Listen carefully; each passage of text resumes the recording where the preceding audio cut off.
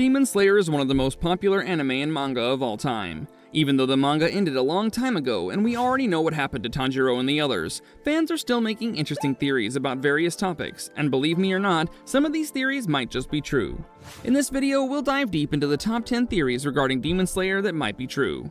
At number 10, we have an interesting theory about the Kamado family.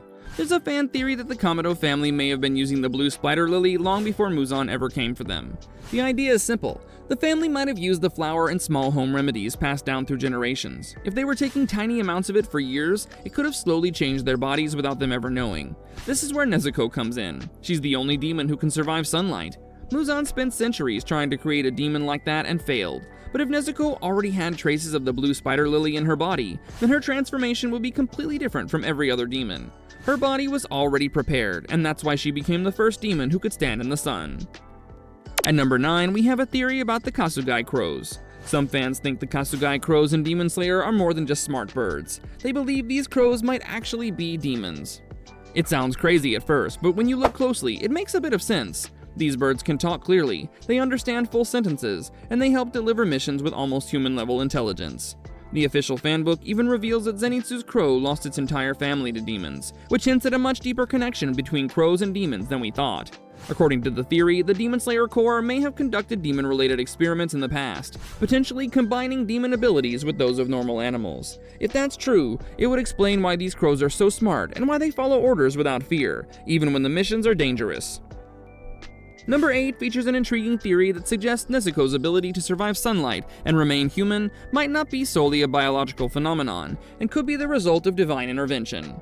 The idea that the Kamado family's devotion to the Hinokami Kagura, the dance of the fire god, somehow offered Nezuko spiritual protection when she became a demon. This theory tries to explain why Nezuko is so unique. No other demon can walk in sunlight or fight while keeping their human mind. If a higher power was watching over her, it could have guided her transformation in a way that protected her from Muzan's curse, and allowed her to retain her humanity. Of course, this theory also raises questions. If the fire god protected Nezuko, why didn't the rest of her family receive the same blessing? Especially Tanjiro's father, who practiced the dance of the fire god. At number 7, we have a theory about our beloved Shinobu. Her character is super interesting, and this theory kinda adds a whole new layer to her personality. So basically, she's this super smart and resourceful Hashira who uses her knowledge of poisons and demon biology to take down demons, right? Her approach is already pretty unique compared to the other Hashira, and it's what makes her stand out. But some fans think she may have gone a bit too far in her pursuit of revenge for her sister's death.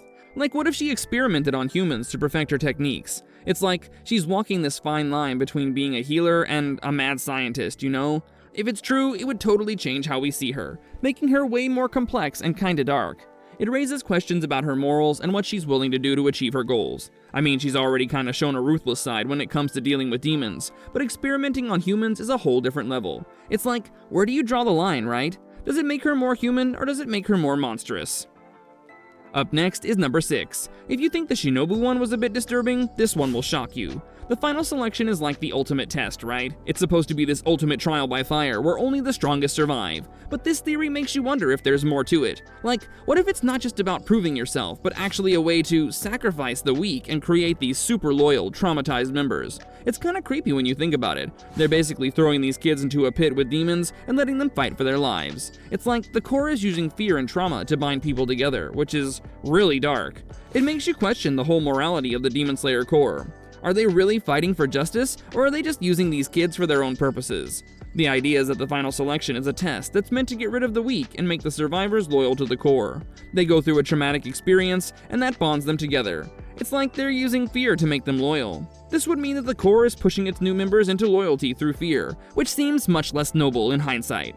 Number 5 is a popular fan theory that Tanjiro might be the reincarnation of Yoriichi Tsukikuni, the first and strongest user of sun breathing.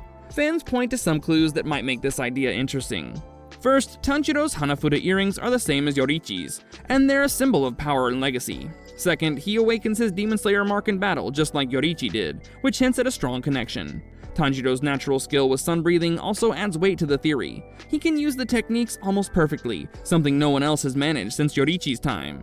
All of this suggests that Tanjiro isn't just talented by chance. He might be carrying Yoriichi's power and destiny, meant to finish the fight against Muzan that started centuries ago. After this, we have number 4. Some fans believe that the sun-breathing Tanjiro uses isn't exactly the original form created by Yoriichi. The idea is that because Tanjiro learned it mostly from his father's Hinokami Kagura dance, he had to figure out parts of it on his own. That means the moves he uses in battle are slightly different. You can also say that it's a kind of adapted or optimized version.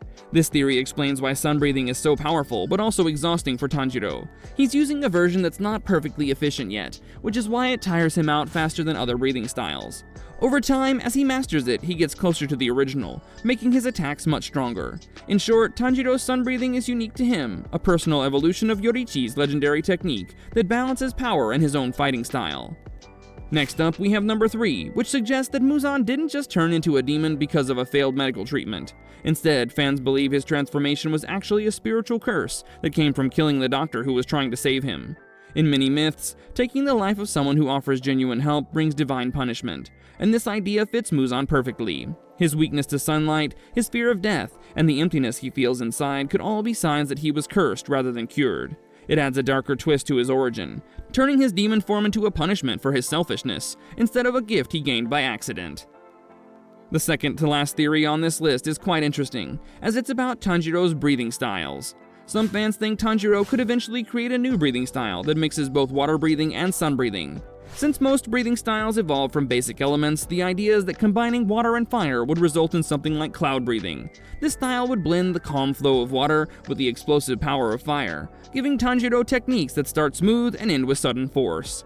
The theory feels believable because Tanjiro naturally switches between the two styles in battle, and the series has shown that new forms can be created, so cloud breathing becomes a fun and surprising logical possibility for his future growth. Finally, the last theory on this list is about the Ubuyashiki family. This theory argues that the Ubuyashiki family's curse isn't a real curse at all, but something the family deliberately created or allowed to continue for the sake of their bloodline. According to fans, the male heirs of the Ubuyashiki clan are born weak and sick because of their connection to Muzan's bloodline. But instead of trying to eliminate or hide this problem, the family seems to accept it as part of their role. The theory suggests that the Ubuyashikis intentionally marry partners with strong health and good genetics, so their children grow more resilient over time, slowly improving the family line. In other words, the curse might be nothing more than the consequences of a genetic flaw, and the family has spent generations trying to correct it naturally. It paints the Ubuyashikis as a family quietly fighting a biological battle behind the scenes, rather than being helpless victims of a supernatural curse. That's it, folks. Let me know in the comments which theory you believe might be true, and if you like this video, stay tuned for more just like this. We'll see you in the next one.